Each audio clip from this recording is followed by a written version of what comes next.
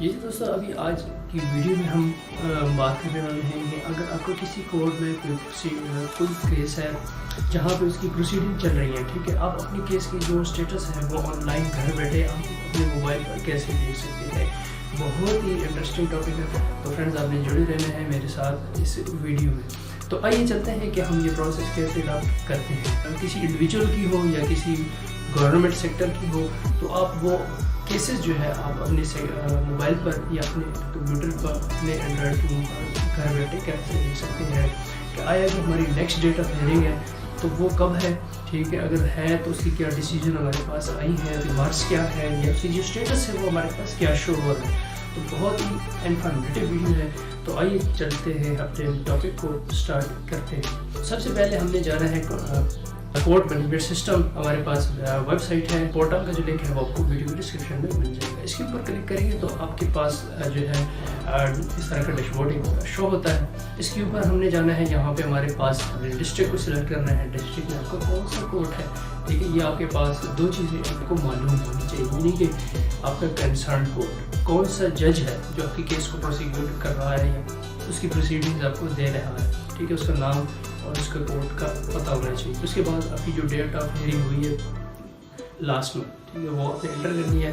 तो उसके मतलब जो भी आपकी जो लिस्ट है वो शो होना स्टार्ट हो जाती है। तो इसी तरह के बाद अपने केस आपने फाइल करना है, ठीक है, आपकी केस भी इसी कैटेगरी में होगी तो आप अपना केस सर्च करना है। फाइंड आउट करने के बाद उसकी स्टेटस आपने देखनी है कि उसकी फर्दर डेट क्या है। हम आते हैं कोर्ट मैनेजमेंट सिस्टम में। तो इस तरह सा इंटरफेस हमारे जो एंड्रॉयड फ़ोन्स हैं या हमारे पास इस तरह का डैशबोर्ड शो होता है, ठीक है, केस मैनेजमेंट सिस्टम, ठीक है। तो अब यहाँ पे हमारे पास सबसे पहले यहाँ पे सिलेक्ट डिस्ट्रिक्ट है, फिर कोर्ट लिस्ट्स हैं, फिर उसके बाद उसकी डेट है, उसके बाद व्यू करनी है। उसके बाद यहाँ से अगर आप के केस को जो नोयत है या उसका सब्जेक्ट अगर आपको पता है तो वो आप लिख सकते हैं। उसके बाद उसकी जो कैटेगरी है वो क्या चीज़ है, ठीक है, यहाँ पे सेशन में है, ठीक है। उसके बाद यहाँ पे दीगर जो ठीक है मजिस्ट्रेट के पास है, तो फिर वो सारे यहाँ पे या सिविल केसेस हैं तो वो सारे आप जो केसेस हैं यहाँ से कैटेगरी के अकॉर्डिंग आप यहाँ से सर्च कर सकते हैं। उसके बाद यहाँ पे कोर्ट नेम मैंडेटरी है, फिर एफआईआर, फिर ये year of FIR, police station को चूज़ करना है और उसके बाद सर्च कर सकते हैं, ठीक है। अदरवाइज़ आप जनरल सर्च करना चाहते हैं, ठीक है, तो उसके बाद यहाँ पे हमें सबसे पहले डिस्ट्रिक्ट को चूज़ करना है। डिस्ट्रिक्ट को चूज़ करने के लिए आपने कंसर्न डिस्ट्रिक्ट को यानी अपने मुतल्लिका डिस्ट्रिक्ट को हमने सिलेक्ट करना है, ठीक है। सिलेक्ट करने के बाद यहाँ पे आपके पास जो केस लिस्ट है, ठीक है, उनकी डिटेल आ जाती है, ठीक है, जो कोर्ट के नेम है वो आ जाते हैं, ठीक है, ठीक है, किसकी अदालत में आपका केस जो है वो प्रोसिक्यूट हो रहा है, जिसकी अदालत है उसको हमने यहाँ से सिलेक्ट करना है, ठीक है।